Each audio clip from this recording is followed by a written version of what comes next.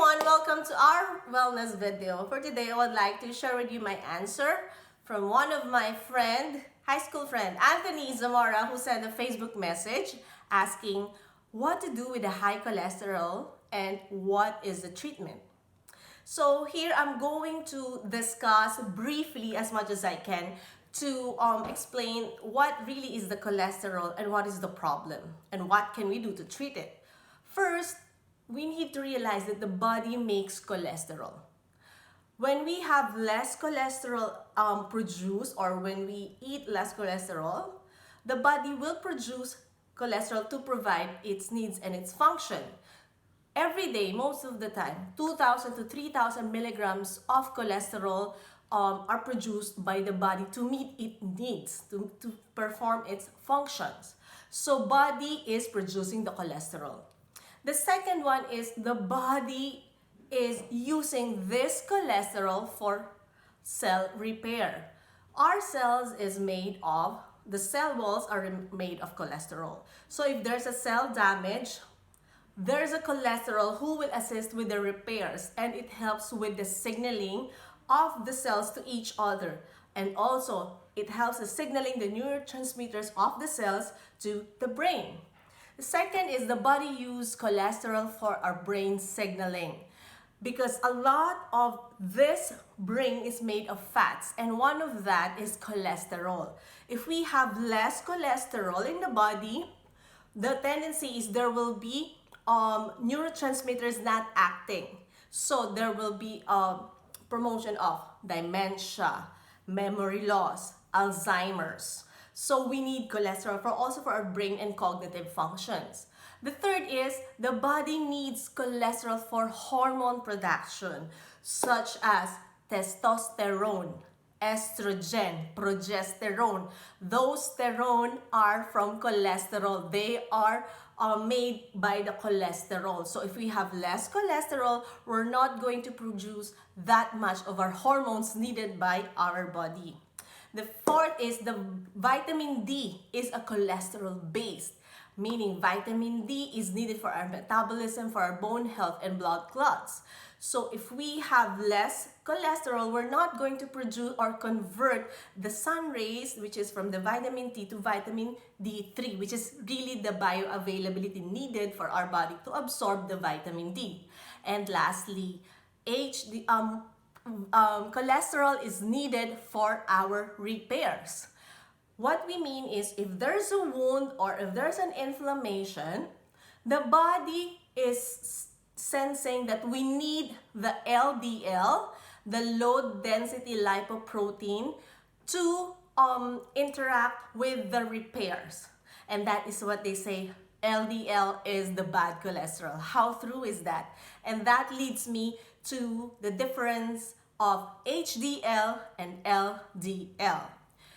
HDL, which is the high density lipoprotein, which they say the good because it's the good one, the high density, and the low density lipoprotein, which they said the bad ones, they are not cholesterols. They are carriers. They are proteins. Cholesterol is fats, and fats cannot go or cannot blend with our blood because blood is water-based. So we need carriers. This LDL and HDL are only carriers. They are not cholesterol. They will just carry the cholesterol. They are proteins that will deliver the cholesterol to the liver. The liver, that is where it will produce the cholesterol and to function for repairs. Now, they said why LDL is bad and why HDL is good. High density lipoprotein lipase is needed for the repair. They are the ones who are sending the cholesterol to the liver and to do its function, to the organs, and to deliver it to make the steroids, hormones, to our brain functions. While the LDL, the low density lipoprotein lipase, they are going to the inflammation, where we need repair the damaged cells, the damaged part of our arteries. So they are the ones like an ambulance, while the HDL are delivering the cholesterol for the functions, and the LDL is the one for the repair. So now the problem is the people or us have this notion that when we have high LDL, meaning it's not healthy. The healthy part is we should have a proper balance of HDL and LDL. We both need them. The problem is when we have this imbalance of LDL and HDL in large amounts. The healthy proportion is 3:1. It is okay to have higher HDL or LDL as long as it is proportion as 3:1, just like 180/60. That is considered still healthy cholesterol. So what is the problem if this HDL and LDL is good? Now the problem is the cause of the imbalance is inflammation. Just like I've said, inflammation needs repair, meaning the body is toxic. And that is why the body will prepare for a lot of LDL to repair all those tissues, all those wounds, all those blood clots.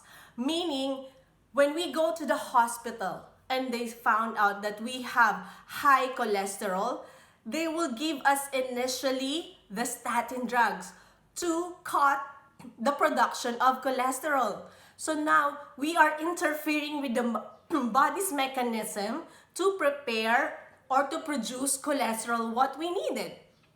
Now, the main problem is to treat the inflammation. Why are we having this inflammation or toxicity in our body? And the reason is all the processed, sugary, and canned foods, high trans fat foods. Those are the things or the food that causes inflammation in our body, which is really damaging our cells. If we eat those food, we damage our arteries, the cell membranes.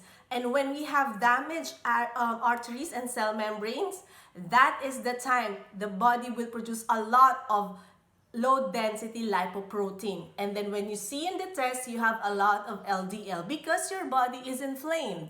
So what are the treatment for this?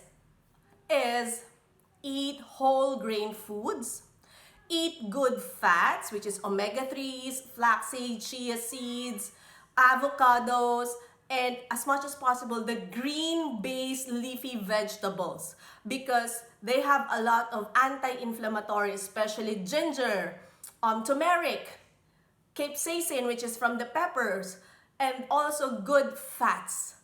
So eating whole-based food with good fats will really help the inflammation and to lower down or to have a balance of good and bad cholesterol.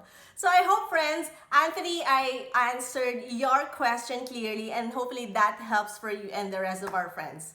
So for today, I'm sending you all the peace, love, happiness, and always stay healthy, people. Bye, everyone.